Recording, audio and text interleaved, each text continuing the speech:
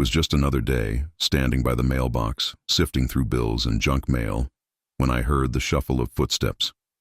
Mrs. Whitaker, the neighborhood's unofficial historian, approached. She's the kind of woman who knows every face, every scandal, every secret on our street. But today her usual warm grin was gone, replaced by a tense frown, her grocery bag clutched tightly. Adjusting her glasses, she fixed her eyes on me and said, "Daniel, why didn't you tell me you were moving?" I froze, confused. "Moving? I'm not moving." "Where'd you hear that?" Her expression shifted to one of pity, as if I were the one out of the loop. Silently, she pulled out her phone, tapped the screen, and handed it to me. There on Zillow was my house, listed for sale. Photos of my living room, my kitchen, my backyard, all laid bare, paired with a description screaming, "Motivated seller. Immediate move-in." The price? So low it was practically a theft. My stomach churned. This wasn't a mistake. This was a calculated move, and I knew exactly who was behind it. Linda Crawford, the HOA's self-appointed dictator, and my personal nemesis. Rage simmered as I stared at the screen, my grip tightening. The listing wasn't just a prank. It was a full-blown scam, complete with a fake contact email. I forced a calm smile for Mrs. Whitaker. "Thanks for showing me. I'll handle it." She nodded, still puzzled, and shuffled off.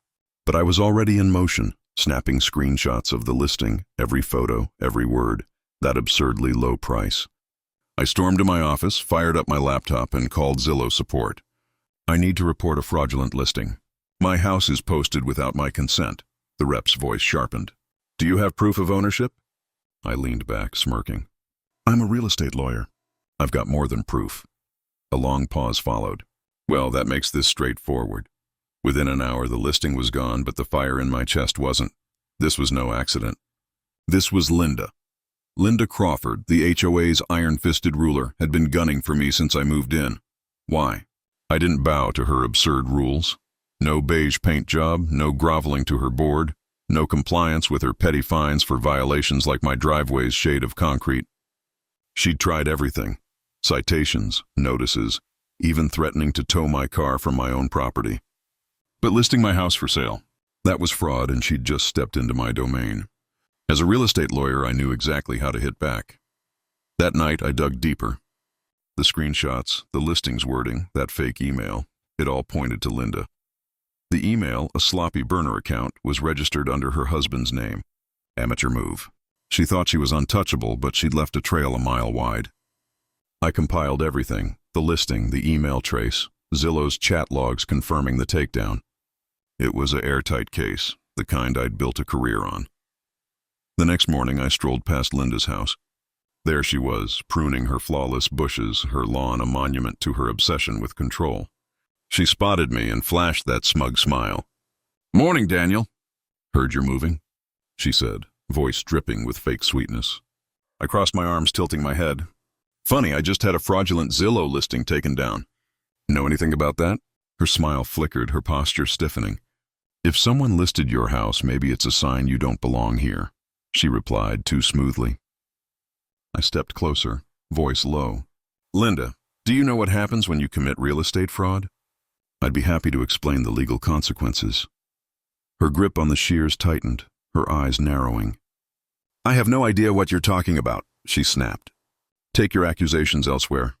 I smiled, calm as a predator. "Oh, I will. Back home I wasn't just angry, I was done." This wasn't about her petty HOA games anymore. This was a crime. I assembled my evidence, screenshots, email traces, Zillow logs. Then I drafted a formal complaint, every detail precise, and sent it to the state's real estate fraud division. No vague tip. This was a lawyer's work, signed and undeniable. The next morning, my phone rang. "Local authorities. We've received your report and we're taking it seriously," the investigator said. "Real estate fraud isn't a minor offense. It's a felony with teeth." I leaned back, satisfied. Linda had finally crossed a line she couldn't charm her way out of. That afternoon, I sat on my porch, coffee in hand, watching the neighborhood hum along. Kids biked, dogs barked, sprinklers hissed. Then a black SUV with tinted windows and government plates rolled in, stopping at Linda's house. Two suited figures, badges gleaming, stepped out and knocked on her door with authority. Linda answered, her usual confidence replaced by a flash of panic. "Mrs. Crawford," The lead investigator, a woman in a crisp blazer, said, "We're here about a fraudulent real estate listing tied to this address." Linda's voice cracked. "I don't know what you're talking about." The second investigator, holding a thick folder, didn't budge. "We have evidence linking the listing to an account under your husband's name. We need to ask you some questions." Her face twisted, anger, fear, desperation. "This is a mistake," she stammered. "I'm the HOA president. I have rights."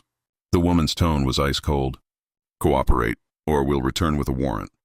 Linda's defiance crumbled. "Fine, but I'm calling my lawyer," she muttered, her voice bitter. I raised my coffee mug in a silent toast as she shot me a venomous glare. "You did this," she hissed. I shrugged. "I did what the law required." The SUV pulled away and the neighborhood erupted. Curtains parted, doors opened, whispers spread. "Was that the FBI? What's Linda done now?" Neighbors clustered, swapping stories. Mr. Peterson, fined for his truck, laughed. "She had it coming." Mrs. Harper muttered, "Nobody needs that much control over mailboxes." Even the kids chanted, "Linda's in trouble," as they biked in circles, unchallenged for once. By morning, the story was everywhere. Local news, Facebook, even the evening broadcast. Linda's fraud wasn't her first misstep. Years ago, in another town, she'd been accused of skimming HOA funds. No charges stuck then, but now old neighbors were talking. "She fined us for everything," one said. "Forged signatures," another claimed. The puzzle pieces fit. Linda's empire of rules and fear was crumbling. Her reputation, her weapon, was shattered. A special HOA meeting was called, the community center packed. Linda walked in, no longer the queen. Her heels didn't echo, her smirk was gone. She sat, clutching papers, facing a restless crowd. Her voice, once commanding, trembled. "Effective immediately, I'm stepping down as HOA president." Silence, then applause, raw, relieved, victorious. Linda stood, gathered her things, and left without a word. The room buzzed with freedom. Days later, a moving truck rumbled into her driveway. Boxes piled up, her perfect lawn littered with debris. Linda, arms crossed, looked small, defeated. Our eyes met, her glare sharp but hollow. Shame flickered in her expression. She knew she'd built her own downfall.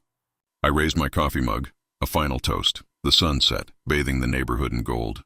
Kids laughed, neighbors chatted, unafraid. The air was light, the fear gone. I stood on my porch, mug in hand, and smiled. "To freedom," I whispered, taking a sip. The queen was gone, and the neighborhood was ours again.